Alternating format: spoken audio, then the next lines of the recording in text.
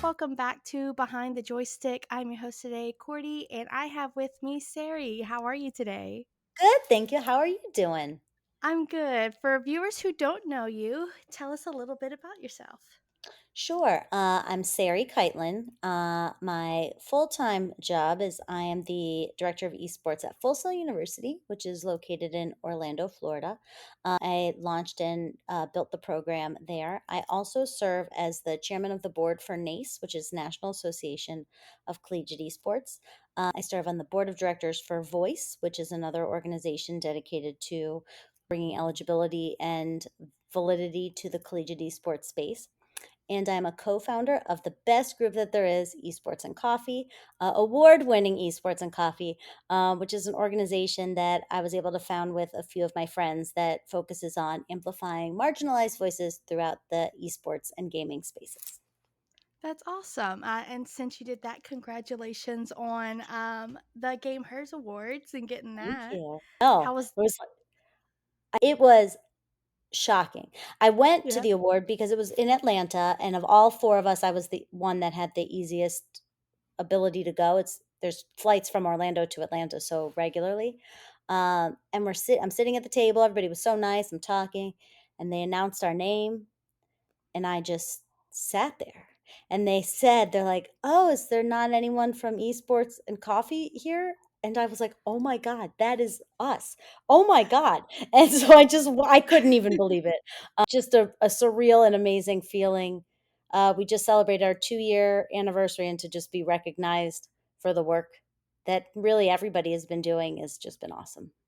That is awesome. I got to sit down with I believe Jackie and we had a few conversations and she was giving like her feedback on how she reacted to the awards and how like it's just been a crazy experience for all of y'all in that. I guess we can start there then. Tell us more about cars esports and coffee. So Esports and Coffee was founded. There's a group of us: AJ, Ashley Jones, myself, Jackie Lamb, and Danielle Sarikis. We really started talking probably about 3 years ago or so, of just quite honestly getting a little bit tired of all the noise. Going through things like Twitter, social media, and just sort of hearing things. There's a lot of negativity when there's something to voice your concern about. People like to do that loudly, or give their opinions loudly. And it felt like that wasn't the experience that we were having in the gaming and esports space. And quite frankly, Right. all of the loud opinions made us all feel a little nervous to even have a voice or speak up or speak out in that space.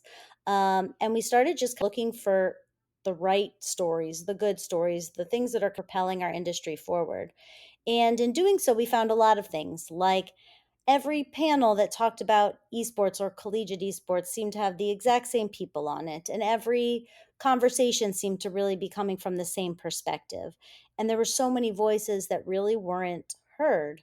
And we didn't necessarily feel like we were comfortable enough in our space to even share those stories or tell those things. And so for us, we sat down to just try to make a space where people could be themselves and find the best version of themselves. For a lot of us at esports, this is it. There's no one you're learning from. Oftentimes, there's not even anyone you really report to. The industry is being Right. formed as we're working through it. And so, to be able to have that professional development while you're building an industry is not easy. And if we can have a place where there's no real agenda, there's nothing that anybody's trying to sell anybody, there's nothing I'm trying to get anybody to sign up for.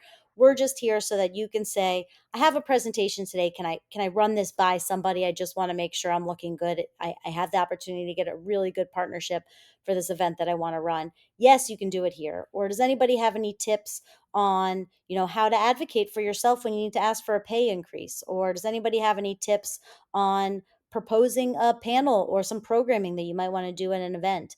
That's really how it started, and it's become just an amazing community of places where you can vent and feel safe and have difficult conversations, but with the attitude of, how can I improve as a person? How can me improving as a person, improve our space as a whole?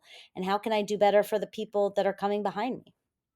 That's awesome. And then you also carry this through Full Sail too. This motto, because even being there, gosh, back in 2018, it was with open arms and everyone was off and saying, "Go ahead and do it. It doesn't hurt to try it." Like there wasn't a set requirement. It was just everyone's more than welcome to try at least one thing. And I really enjoyed that with Full Sail. And so you really started that in in the beginning parts. How's the beginning of that, like year one, starting Full Sail in their esports? Sure. It was definitely interesting. So I'd already worked at Full Sail for quite some time leading into this, and essentially my role was really developing the organization's brand initiatives and affiliations. And so we started looking into esports, really started back in 2015, just seeing what there could possibly be there. And quite frankly, we started because a lot of our graduates had started going to work in this space, mostly from our show production and touring degree program. The largest live events that you were seeing at that time, and even still to this day in a lot of areas, were esports events. And so trying to figure out how to bring that all back together and back to Full Sail is really how we got started. The inclusivity of it, I think part of it came naturally and part of it came out of a desire. I think Full Sail as a whole has a very inclusive mindset when it comes to how they proceed through education. It's such a specialized university that when people find themselves to Full Sail, there's usually already a like-mindedness to them. Either they knew that they may have been a little bit different than everyone in high school, they've got a bit of a different goal than everybody else. Most of them have an entrepreneurial spirit to what it is that they're doing anyway, and so our the culture of our university has always been very just come, and if you want to try it, we're going to try it with you. That's always been the culture, and so that really extended through in esports. And as we were getting started in esports, is the we might not look like everybody else, and that is awesome. And we're going to make Yeah, sure that that pathway exists for everybody that's here. And as people join that path and came on that path, myself included, when you start going into the industry and you're like, why aren't there a lot of people that look like me? Well, we're going to make more people that look like you in this space. We're going to for expand sure. representation. We're going to expand those opportunities. And it just kind of came natural. It was very much a thread of everything that we were when we started building.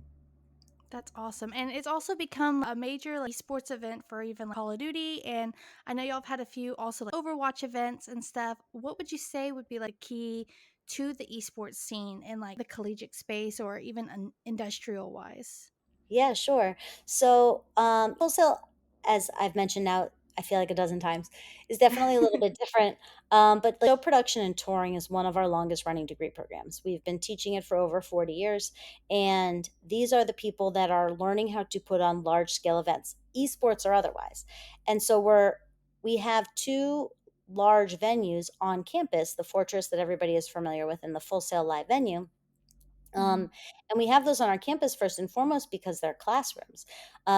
If you're going to learn how to set up a large scale, any sort of live event, everything from staging and lights to cabling under systems and staging that you might need to seating to capacities and egress, um, you can learn them by reading a book, but if you've never actually applied them and if you've never actually been able to activate in an event or in an event space, then when you graduate, how are you going to know you can do it? You know that you've read the information, but how are you going to know that you're able to do it?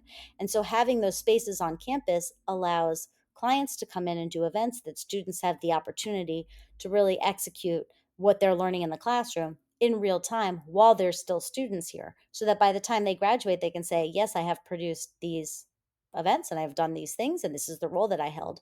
And for us, when it came to esports, it was in a very similar aspect. It was a instead of just renting out our venue or instead of just renting out the Fortress, we partner with individuals that kind of are like-minded like us. I'm going to use Red Bull as an example because I think they've been phenomenal. Mhm. Red Bull came in and they've done a couple of events with us. The first one I think that we did that was pretty substantial was um now I can't remember what it's called. Red Bull Conquest. That's what it was called. Red Bull Conquest, which was their fighting game event. And the coolest thing about it is Red Bull comes with their full production crew. Red Bull does a ton of live events all the time. They come with a full production crew, but we also have a full production crew of faculty members that are here and that work all front of house positions and all production positions. They also train our students, they identify top tier students, and they're able to integrate those top tier students with these client events. And so when Red Bull comes, they bring a full, very experienced production crew, and we're able to match a student with every single job that they have. And so the jib operator has a student with them, the audio mixer has a student with them, the director has a student with them, the lighting designer Yeah, has a student with them. And so that's maybe awesome. Red Bull is designing the lighting, and a full sail student is able to run the lighting or actually execute the show itself. But either way, they work hand in hand each and every time in executing that event. And what that does is it gives so much more meaning and fulfillment to the client and what it is that they're bringing to the conversation. They're, yes, doing an event and also getting the next generation of them who are going to do events in the future. And the other aspect is, and this I know is a big one, but we don't generate revenue off the use of our spaces. So we do not charge clients a general fee like you might see, or all front of house equipment is crewing can be included. And what we ask for in exchange is a scholarship. So every client that comes in, That's they awesome. pay for the ability to use the space by giving a scholarship to a student that's working that space. And so in doing it that way, we're able to pick and choose the clients that really gel with the same mission that we have, that are going to give that opportunity to those students. So we don't have to worry about making sure the venue is full all times, that we're getting enough revenue to come in. Instead, we can say, you know what, we've done 3 Smash events already this year. I think our students got a really good experience in Smash. Well, I appreciate that. For the rest of the year, I think we're going to pivot to more first person shooters, and we really want to make sure they get experience there. Or we want a LAN type setup and we want them to have experience there. And we're For able to sure. really make sure that both the client works with us and then the programming also works to give those students such a well-rounded experience. And those two things together has just, we've been so fortunate and have brought such incredible clients to campus that are also as invested in the next generation of esports production as we are, you know? Yeah, that is so awesome. To the just that, like there's a person that is, and then even like I feel like it would probably be hard if you were to try to charge, say, Red Bull to come in and host the, because then you're like really depriving like the students from learning what Mhm. they're doing. And so my question, I guess, now to pivot on that, do you have like a student who follows you around and like about the tactics and things that you do? What would be like the idea for that? Or what would someone have to learn to do what you do? That's so interesting that you that. I have never been asked that question before. In the entire time that I have been doing this for esports wise, I have Hmm. had 2 students specifically come to me and say, "But I want to do the planning part. I want to know who the client is and what do we need to know from the client perspective and how do we have that side of the conversation." And with both of those students, we have them at the front end. And so, while what I specifically do might be difficult because it changes all the time and it's on a regular basis, we For have the sure. most incredible live event project managers that run the event start to finish. That when I have a client, when I have Red Bull come in, I go, Red Bull wants to do this. The first person I talk to is Mary Baggett, who runs, she's the project manager for live events. Mary, here's what they're thinking. Will this fit? Do you think we can do this? What does your crew think? What does your team think? And I've been able to plug students in at the project management level for those events so they can really understand start to finish everything they're looking for and everything that they're doing. Um, Yeah.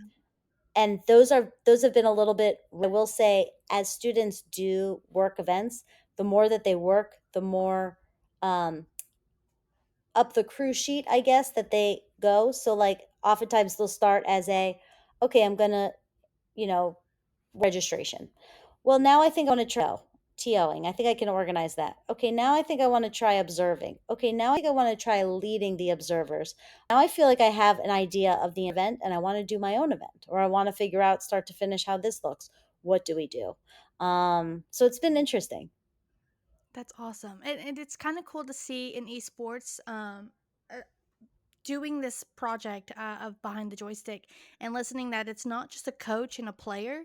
It's there's a back end of 10,000 different other people there to just kind of help, and people, I feel like, even like in the area or even in the collegiate space, to it, they think you can only be a coach or you can be a pro player, and like that's it in esports, and if you can't do that, you can't do esports at all, and it's dream crushing to like think of it that way, just so that, people out here that are trying to raise that side, to have them come and go off and say, you could be this person if you want to be. If you want to be management, you can do management. If you want to market or be a director or a project manager, like it's all there. And the kind of cool story of like looking back from yours, you went to law and not even thinking about esports, and then now you're esports world.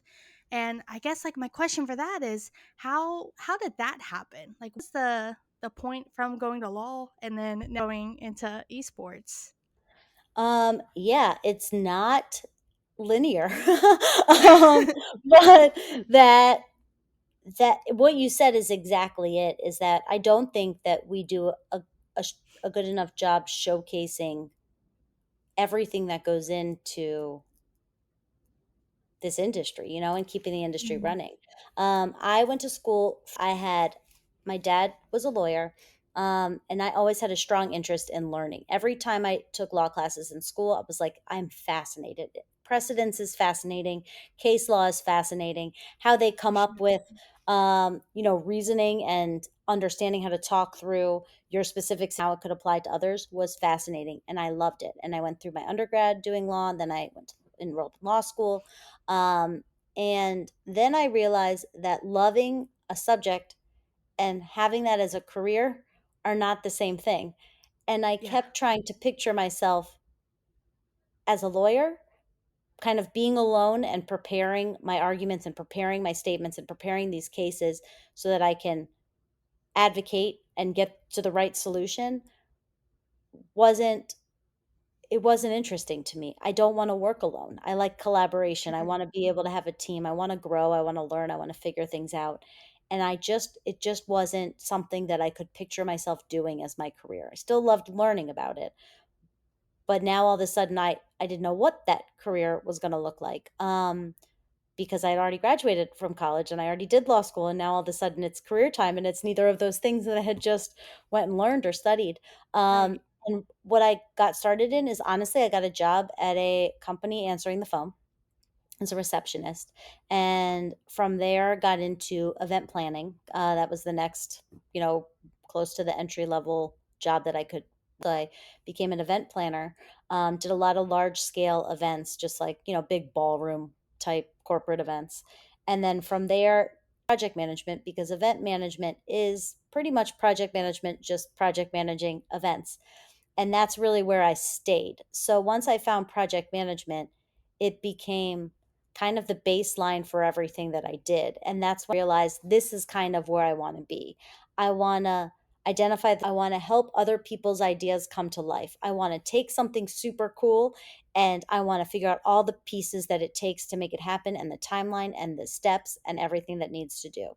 So I redirected myself, went back to school, and refined my experience in business so that I could flesh out that project management background. And that project management background is what got me into esports, because at the time, and in every time, um, it was a project for me trying to figure out how we were going to launch it and where it was going to go. And Right. to anyone that sits there and thinks, I have no idea what I want to do, and I know I want to work in esports, but I don't know in what or how or where to get started. I always recommend a project management foundation, because that will get you so many different places in so many different ways. And it's the crux of, yes, everything that we do, but everything that so many industries are founded on. And the skill sets that you use there, that you gain there, are so applicable in other places.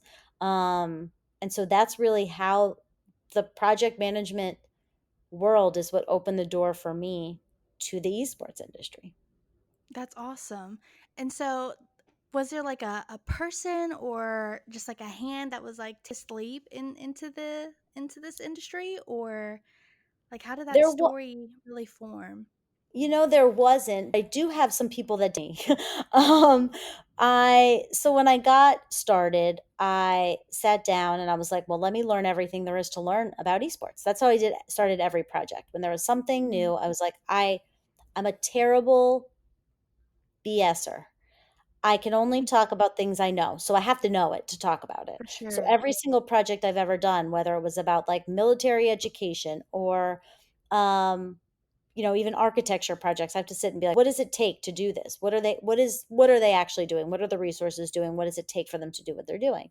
And so I sat down to do that for esports and I couldn't find anything because back in 2015 there wasn't a lot formed and there wasn't a lot of places to Right. go and there wasn't a lot of people to talk to.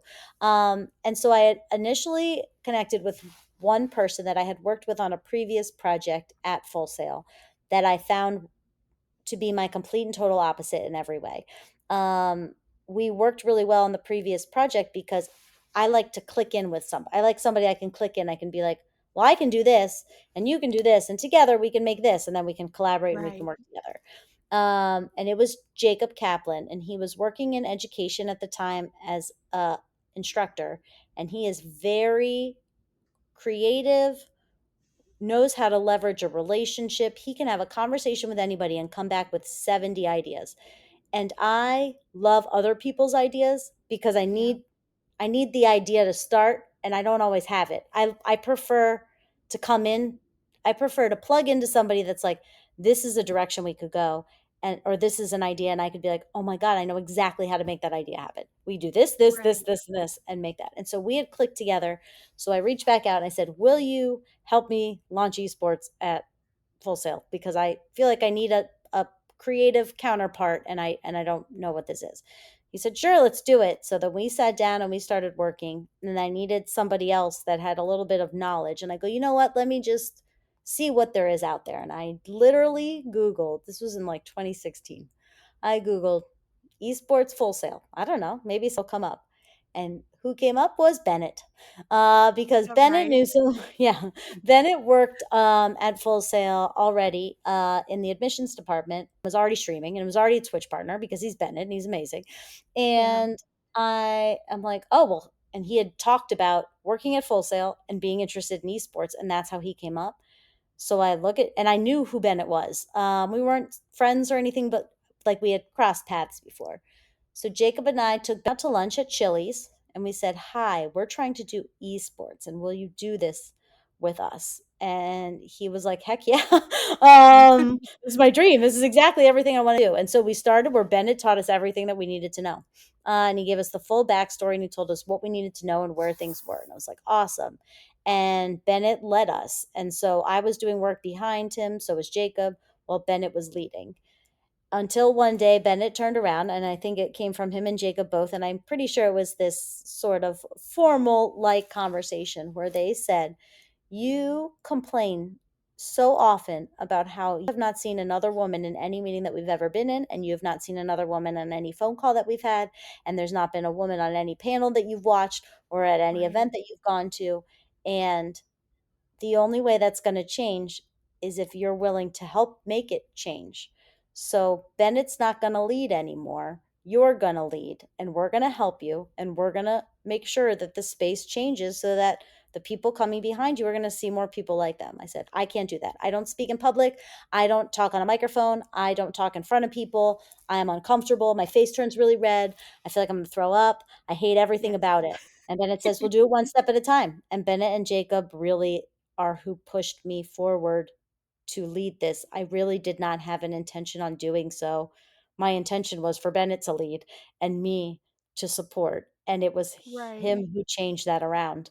Um, and so while no one necessarily took my hand, I had two very supportive and loving people push me from behind, which is Right. kind of how we got here. They were a Woody as in your Buzz Lightyears. They're like, "Here, here's the hand. Here's the hand." Uh-huh. Yes, that's exactly what they were. That's That exactly is it. awesome. And so Mhm. did this help you start, NACE, I believe? So NACE existed. We joined NACE in 2017 as a um just as a NACE member. I think there was like maybe 40 different schools as a part of Mhm. NACE at the time. For us, quite frankly, we don't have a department of athletics. I don't so I didn't have anything. I don't Is there a code of conduct? Is there a handbook? What do student athletes Right, do? Can I take their picture? Are they allowed to tweet? I don't even know the basis of what this looks like. right. And so I joined NACE to learn infrastructure and to figure out what that was. And I did. I learned from so many people, and it was amazing. And we were NACE members for quite some time. And then in 2020, I think, Oh, man. my friend AJ, who is one of the people I started Esports and Coffee with, it might have been 2021, she worked for NACE and she said, "Hey, Sari, I'd like to have you on a panel talking about careers in esports." I go, "Oh, thank you so much. I think you mean Bennett. He does the panels. I don't do that. I don't talk in front of people." And Right. she's like, "No, I mean you." And I said, "Oh," she goes, "I think you're going to be great." And I was like, "I don't know that that is true." She's like, "I do. And this is it." And she was the first person that kind of forced me to sit on a panel. And once that, I met some more people and I got a little bit more comfortable.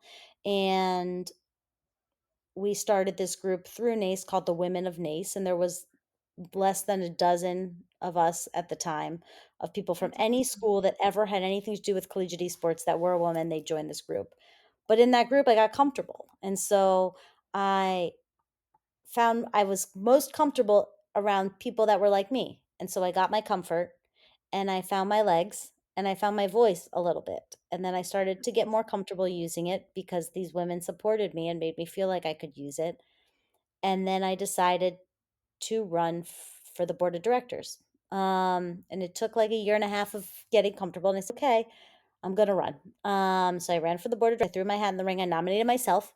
A lot of people don't like to say they nominated themselves. Like, I have no idea who nominated me. I do. It was me. I nominated myself. Right. I thought, you know what? I'm gonna try. It's a growth opportunity, and we'll figure it out. And I was elected to the board, and I sat on the board of directors for a year, and then it was time to elect a new chairman. And the board elected me as chairman, and I accepted. And I've now been the chair of the board for almost a year and a half. It's a 2 year term, so I'll be the chair of the board until July of 2025. Awesome. That's so cool. And so what is like the day-to-day for like NACE? What do you have to do in there? So NACE, there's quite a few different collegiate organizations that help oversee and regulate collegiate competition. The thing that's a Mhm. little bit different about NACE is it's more than competition. So NACE is a member driven organization, which means the strategy and the business development that happens of NACE happens because of the voices of members. Members decide how the direction that they want NACE to move and the direction that they want NACE to go, and it evolves from there. And it includes competition at the varsity level. So NACE is focused on varsity programs. So programs where the universities have invested resources in supporting their collegiate program. There's so many unbelievably amazing successful club programs that have been started and run by students because those schools are not yet finding the value or understanding why they should really put some investment there. For sure. And really, what NACE tries to do is help those schools understand why investment is needed. You can't find success without investing in it. And Right. NACE's focus in competition is for those schools that have that investment. They have full-time staff members. And so they do run competition. There's an entire division there with a whole competition council that is also Mhm. elected that oversees that. But a big thing NACE also does is in forms of really validity and eligibility. So NACE makes sure that there's eligibility processes for every student that is wants to compete, that they're enrolled full time, that they're getting the grades that they're supposed to be getting, that they're held to a certain standard that your traditional sports athletes would be held to when it comes to collegiate competition. For They sure. also provide mentorship and guidance. There's a student affairs committee that helps focus on opportunities for students and how to really integrate that throughout your programs. And there's a holistic approach to kind of the groundwork and the foundation of what of our needs to be successful in North America. And so as far as our day-to-day goes, it's that, it's helping our members, it's overseeing competition, it's looking at issues, eligibility issues. For example, our lab is getting an IT upgrade and it's not available for competition tonight, so our students want to play at home instead. Is that going to be okay? Can we have an exemption request? Or I have a student that was just given an amazing opportunity, but they have to drop to 10 credits. That's not full time, would they still be able to compete? Two Oh, wow. things like, how do we evolve the landscape further? What information do we pour that growth? How can we help all of these schools do things like activate their social media presences and develop more marketing opportunities and connect with the industry for opportunities for their students? And so, really, our day to day there is activating what members are looking for when it comes to their involvement in the collegiate esports space as a whole. That's awesome. That's very cool. It's so nice to know that there's like something because I mean before I don't even know if Nace was around and like I know before it was like nothing but clubs in Mhm. the esports space. And now it's become a thing where people are getting scholarships for or they're learning more about it to even further their career even if it is esports or if it's not esports. It's at least giving someone their quarterback football glory story, you Yeah. know, and it's so cool to see that. I do have a question I do want to ask that I've asked everybody, and that is, what advice would you give your younger self before esports, before walking Ooh, in? that's a very good question. Um, I'm gonna echo. I had this conversation. Someone I recommend if you haven't talked to her already, that I'm gonna put on your list of someone that would be a great conversation is Cora Yes. Kennedy. Okay. She's an incredible representation in this space. She oversees the program at Illinois Wesleyan, but she also started the Aurora series, which is an all women's collegiate league. That's That's awesome. She's awesome. just an incredible person. We had a conversation yesterday that really kind of resonates with what I would tell my younger self. I am a bit older than most people in this space. So oftentimes I'm 20 years older than people that are doing the same job as I am. And so I do have that ability to kind of look back. And in talking with her yesterday, it was of being comfortable finding your voice. I feel like I didn't find my voice until I was well into my 40s. I spoke when spoken to. I acted as I was supposed to act. I was quiet. I said the right things. I did everything that I was supposed to do and say.